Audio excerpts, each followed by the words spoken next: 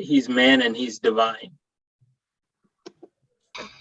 I thank you for that, because sometimes for me it's challenging, to really think of God coming as a man.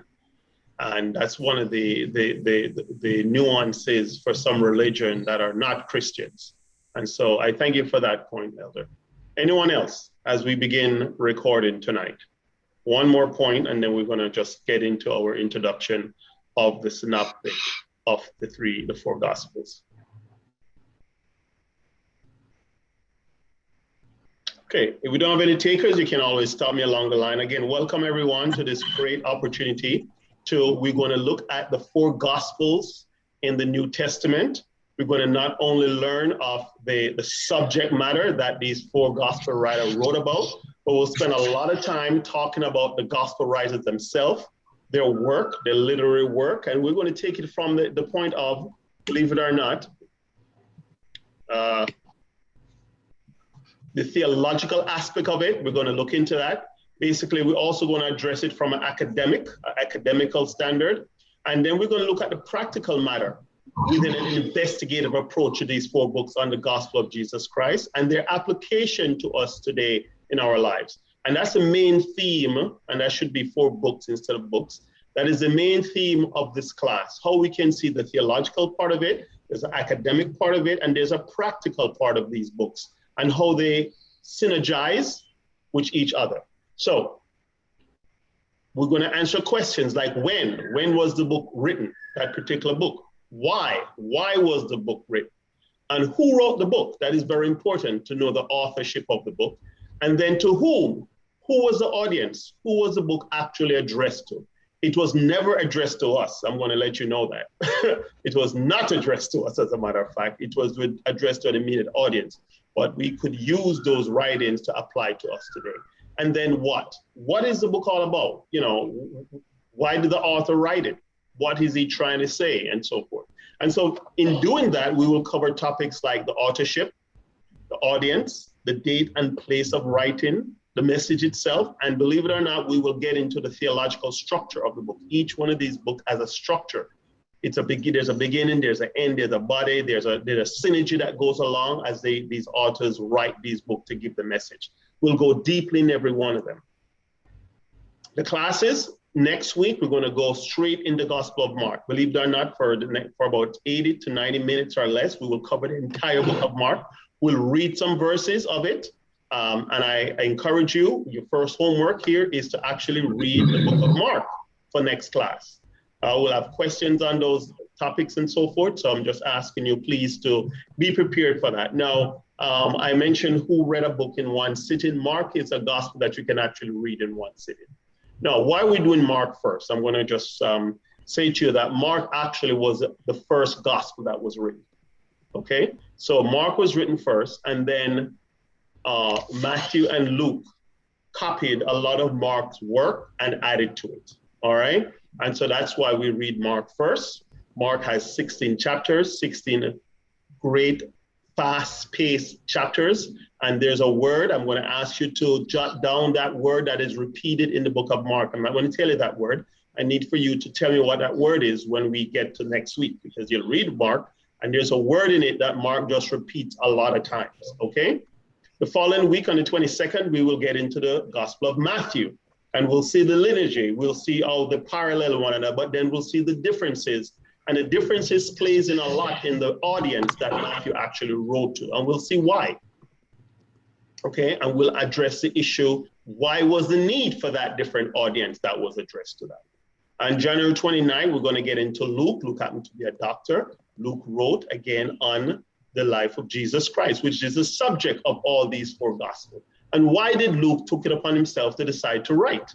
And we're going to find out about that, being a writer himself. That we call Luke one of the first journalists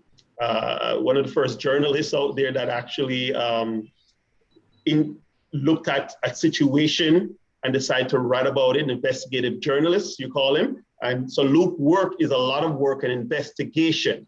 And Luke starts off like that he's actually investigating the life of Jesus Christ. And so we'll figure out, again, what is his audience. The last book we'll do is the Gospel of John. And John actually was one of the disciples, obviously. But we will talk about why did John see the need to, write another book? We had 3 already. Why did John see the need? And when we're talking about the Synoptic Gospel, the synergy, there's only 3 gospel, and this is the first. I'm going to give you a little tidbit. The Synoptic Gospel is not the 4 gospel. The Synoptic Gospel is actually Matthew, Mark, and Luke. So when we refer to the Synoptic Gospel, we're referring to those 3 gospels that pretty much mirror one another and have differences. And then you have the Gospel of John. Okay, so these are the materials that you'll need to purchase throughout the lessons. Now, I'm urging you to, as we talk, we increase in our library here, but these are 3 awesome books. I have them actually in my library. And the first one is the synopsis of the 4 gospel. And you see the cover there. Please get a copy of it. It's a little bit expensive.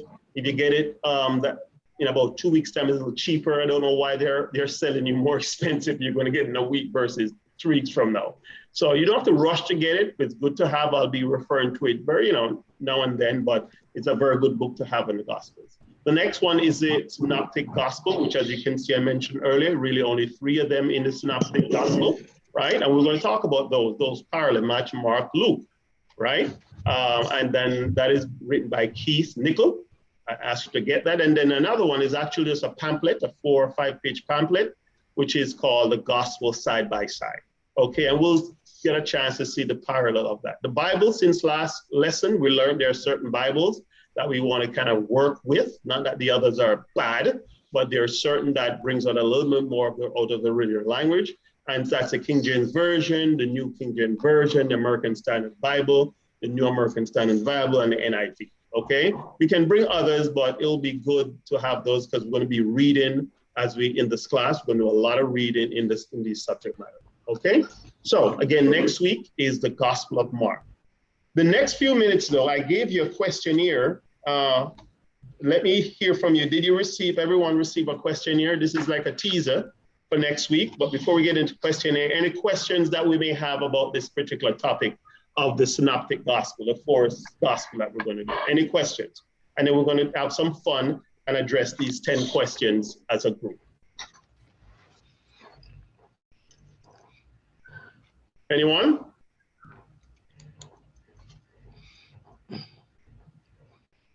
Okay. Does everyone have their handout? So today is a very light class. I'm not going to be, jumping in with any heavy stuff. So let's go with the first question. Again, it's a warm-up. All right. Question number 1. How many Gospels are there? Anyone? You can please open your mic and let me know. I'll stop sharing so we can see one another's faces. How many Gospels are there? 4. 4. That's a giveaway question, right? 4 Gospels. There's no more. There's, folks try to write other books, and we learn about the books that are written over and above the regular Gospel. There's only 4. Okay. So what are the 3 Synoptic Gospels? Matthew and what's the brother's name? Luke.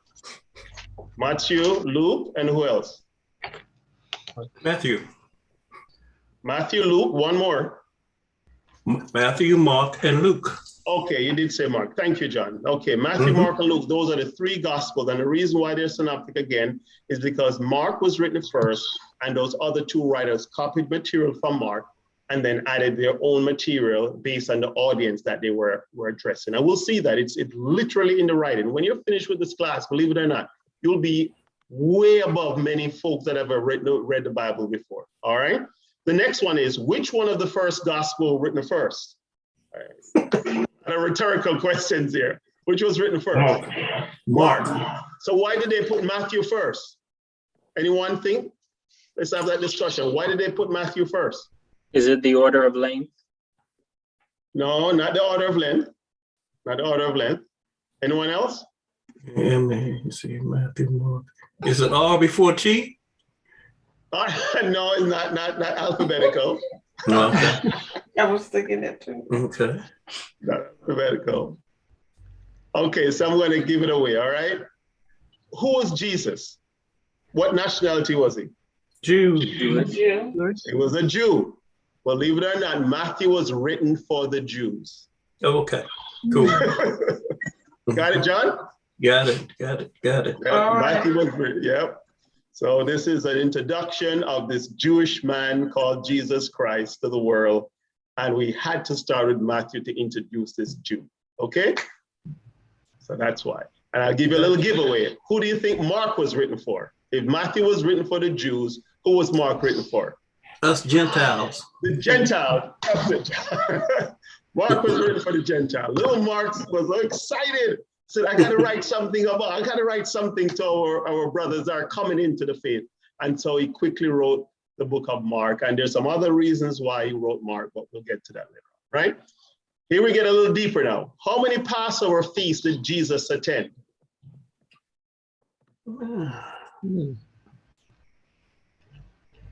One that I know of. One that you know of. Okay, anyone else? Alicia? I'm picking on you. How many Passover feasts did Jesus attend? Okay, I'm going to give you a little hint. 3. Okay? Who said 3? Me. I need a hint because I don't know. You need a hint? Jesus was a Jew. It's like you have an independence in Jamaica and you don't attend when you're Jamaican, or you have American Independence for July and you don't have barbecue, okay? You're not an 30, American if you don't so celebrate the 4th of July. So 33. Not you attended all of them, yes. But how many were recorded in the gospel? How many of the Passover were recorded in the gospel? 12. Recorded in the gospel. 4. You know, I only 3. 3. 3. Oh, Okay. it was 3. Okay, for each year During of his ministry years, yes. Okay. Because remember, again, I love this because this is exactly where we're going with this. John, I'm picking on you now. Who is the subject of the gospel? Jesus. Jesus. Mm-hmm. Get it? So, if Jesus' ministry was for 3 years and he's the subject of the gospel, how many Passover did he attend in the gospel? 3. Mm-hmm. Okay? Now, which gospel writer wrote about all those 3 Passover? There's one gospel writer that wrote about all those. John did, exactly. John wrote about all those 3. Now, I'm jumping a little bit ahead of why you think John wrote about all those 3?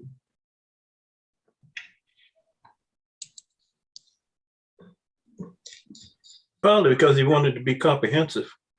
Yes, John wanted to really be comprehensive, and John addressed the spiritual nature of Jesus Christ. The work of John looks, you saw John starts. Can someone quickly read John 1, 2, and 3, please? Someone quickly read John 1, 2, and 3.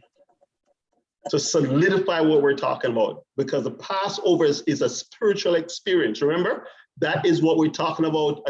Atonement, the temple, the whole 9 yards is encapsulated in that Passover. So let's see what John does when he starts off his book.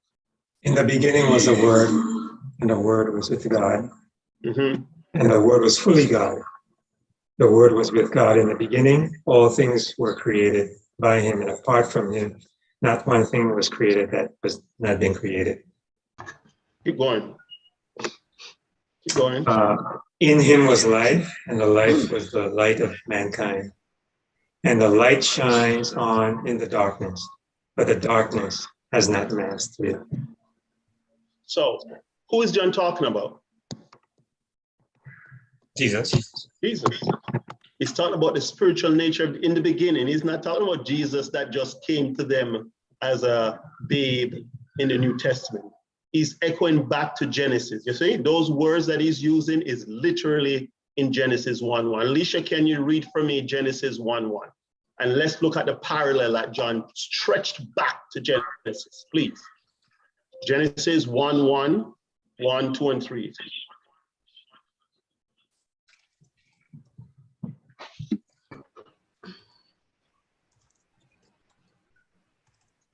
You said Alicia, right? Yeah, Lisa. Yeah, Alicia. Okay. Or Felicia, you want to do it? Since Alicia, I'll give her something. Felicia, go ahead and read Genesis 1, 2, and 3. In the beginning, God created the heaven and the earth was without form and void, and darkness was upon the face of the deep. And the Spirit of God moved upon the face of the waters. And God said, let there be light, and there was light. Amen. So you see the parallel, Felicia? In the beginning. Mhm. And that's what John is doing here. He's paralleling us and look at the magnitude of this, not only a man that came to earth, but the spiritual God that was there in the beginning. That's what John is doing. Okay? Number 5, question number 5. Who was the main audience of the Gospel of Matthew? Who was the audience for Matthew? Jews. He said, Jews. Jews. And if you did not believe me, John, Brother John, could you begin to read Matthew 1, please?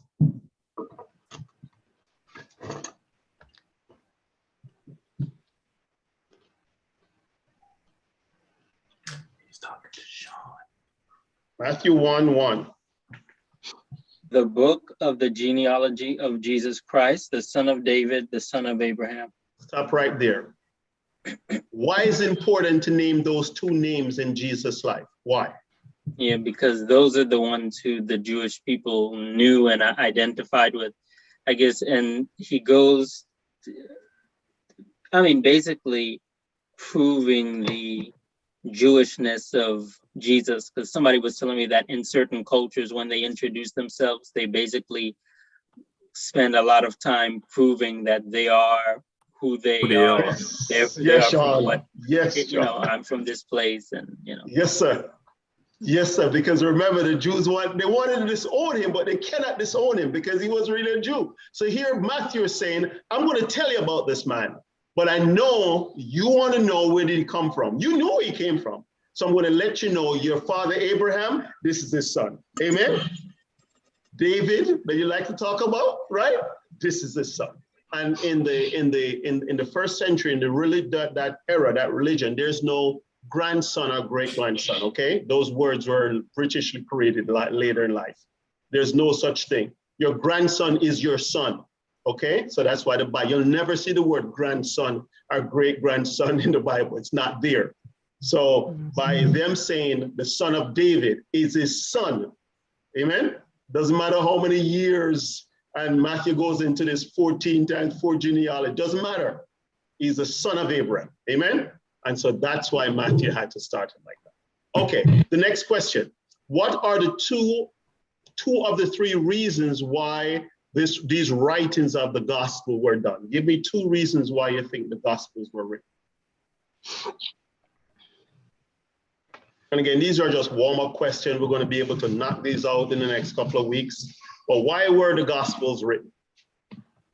It wasn't written for us, okay? We were not the audience. I'm sorry to tell you that. Basically to record history, just a basic, Good, Tanya. record of what happened. Why they wanted to record. You're right. You're on the right track. I'm in Baltimore now, so I'm going to say, yeah, the M&M Stadium. You're going to get on base now. So get on base now. But that's definitely right. In the right direction. What did they want to record, and why? His messiahship. His messiahship. His messiahship. Okay, I buy that. Yes. Deeper. Get competent to the home plate now. Okay, so in long time ago, people used to tell story orally. You know that, right? Mm-hmm. Mm-hmm. They used to just tell a story by, hey, my father was this and da da da. I was listening to the black side of Thomas Jefferson, and someone was asking, why do you know or believe that Thomas Jefferson really had black kids? Well, the person was saying, well, my aunt was a woman that he slept with. And in those days, we told stories, Mm-hmm.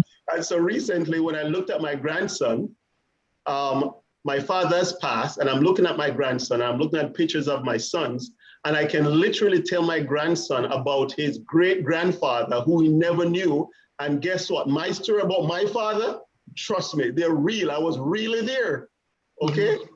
So this is what's going on. The disciples are dying off. That's one of the main reasons, and they needed to preserve this story.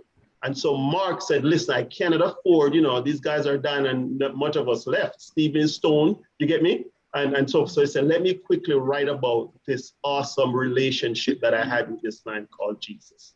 And of course, Mark focused on a particular area. We'll talk about that next week. But you're right. The disciples were dying off. The stories need to be recorded. And so they decided to start writing these stories about this awesome. That's the first reason. What's the second reason?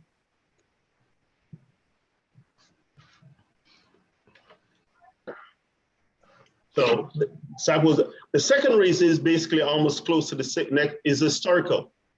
They wanted records. You know, Jews, they would write about the Old Testament, you get me? So now they decided to write about the works of Jesus Christ, okay? So they wanted to begin to preserve writings, and that was kind of one of the second main reasons. So the disciples dying off, and the second reason they wanted to preserve writings, right? And of course, again, the writings was to the audience that we had. Let's move on. What gospel is the shortest gospel in the Bible, and how many chapters are there?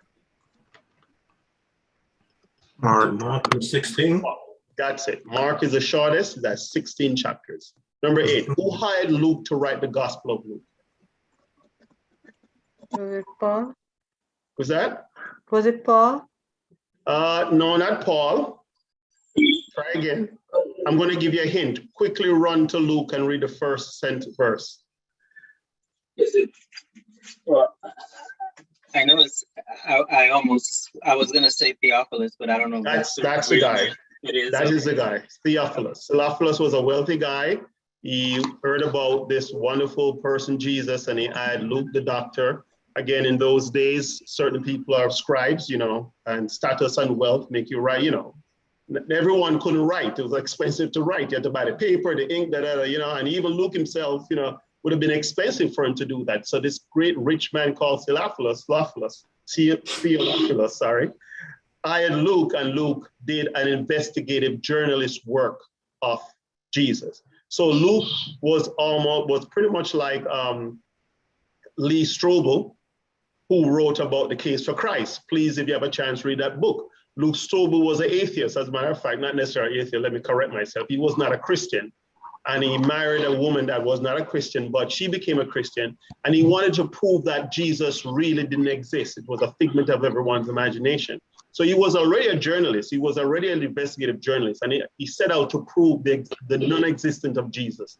In the end, he not only proved the existence of Jesus, he became a Christian himself, Lee Strobel, okay? And so Luke here is an investigative journalist. So if you look at Luke, Luke tells you in the beginning who hired him, right? Isn't that true? He tells you. So yes. This is not Luke going out and saying, I'm going to write about you. No, he didn't care, but he was hired, right? And so he said, I'm making it. So you know why Luke's work is so deep, right? Luke had to report his work to this rich guy. So he had to give him all the facts. He had to bring all the facts together. He just didn't want to know that Jesus was born a Jew. That was not the issue. Where was he born? How was he born? What happened to him? You follow me? While Matthew can start with the genealogy and say, hey, he was a son of David, and he start writing, right? Luke can say, hey, I'm going to write towards the Gentiles. This investigative journal had to get paid. And in order to get paid, he had to go and speak to people who knew Jesus. You get it?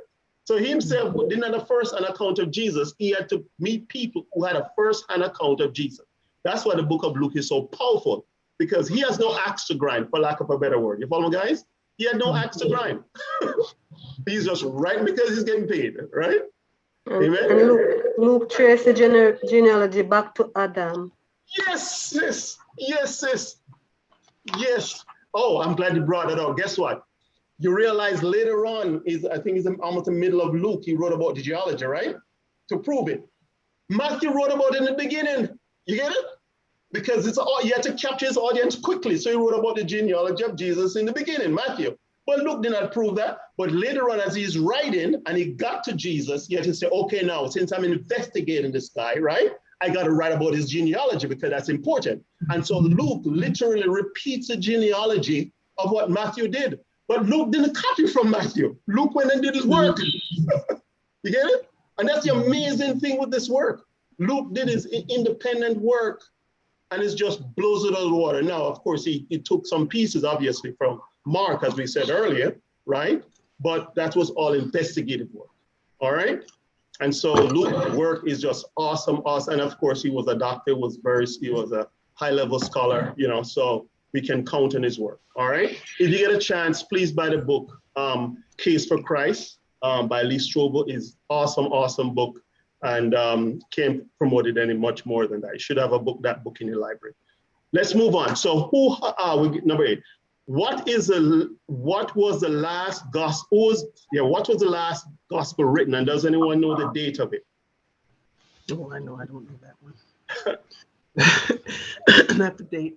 John. John, right? What do you think the date was? Okay, I'll give you that as a homework to come back to. How is that? I'm not going to give you away everything. All right, and that will actually tell you the length of time also these works were written in. All right, and we'll also talk about when Mark was first written. Mark wasn't written right after Christ died, you know. Took some years before Mark started writing, okay? So we're going to be very important to sandwich those dates. All right, quickly now. List 2 miracles only found in the Gospel of John. Okay, there's actually 6 miracles that is only found in the Gospel of John. Can you name 2?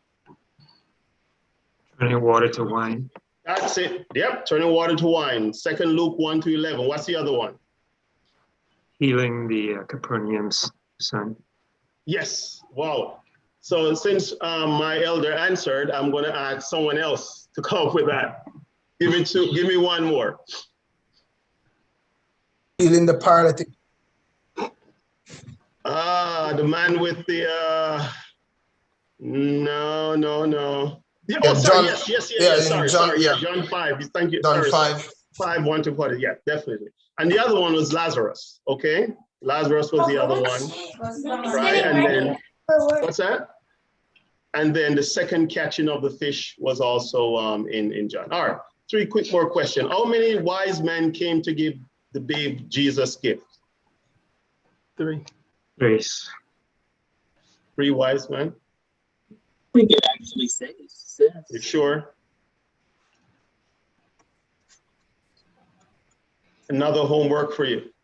Many came. What's that? The Bible doesn't say. I don't think. What do you think? No, because The Bible does not say. Yeah. Thank you, Sister Kennedy. The Bible does not say. That's a fairy tale. 3 wise Wise men men. bring I was down. trying to let them go do the homework. I was In trying the- and I opened the mic and she built it. In the That's in okay. the That's Eastern okay, Sister Orthodox Kennedy. churches, they actually believe it's 12. So It's 12 wise men. Okay, all right. yeah, we don't. The Bible does not say. So the reason why they say 3 is Yes, because sir. of the gifts. Gold, Of the frankincense. gifts, right. That's right. Yeah, gold, frankincense, number. All right, but it's we don't know. Inductive, Inducted, right? isn't it? How old was Jesus when he first spoke in the temple? 12. 12. Exactly. 12. How many years was a sick woman with the issue of blood? How many years was she sick for? 12. 12. Nice. We'll talk about these 12 and 10 and 3s later on as we do the gospel. There, you know, Jairus' daughter. Jairus' daughter was 12 years, you know. And I'm gonna say this before I close in the next 5-10 minutes. We're learning some deep theological concepts here. All right, it might mess up your brain a little bit for things you have learned before, right? But what we're learning is factual. We can go to the Bible and prove it, okay? Not what people tell you or what you have learned or what you think. So some of the stuff might sound very unorthodox.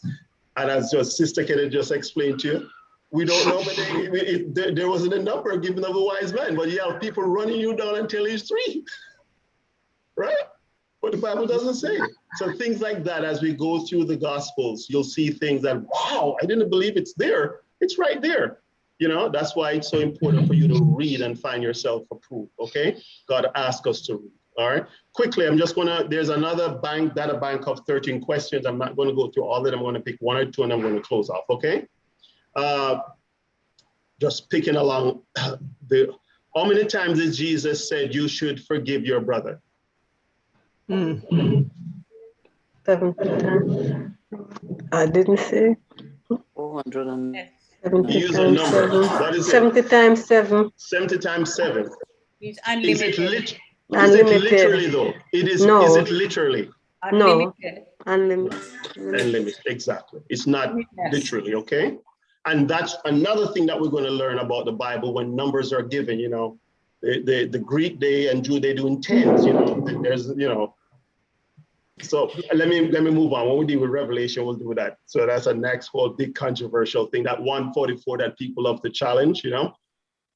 Let's not get lost in the numbers here, okay? So two other quick things. Who was the parents of John the Baptist? Elizabeth and Zachariah. Yes. Take care.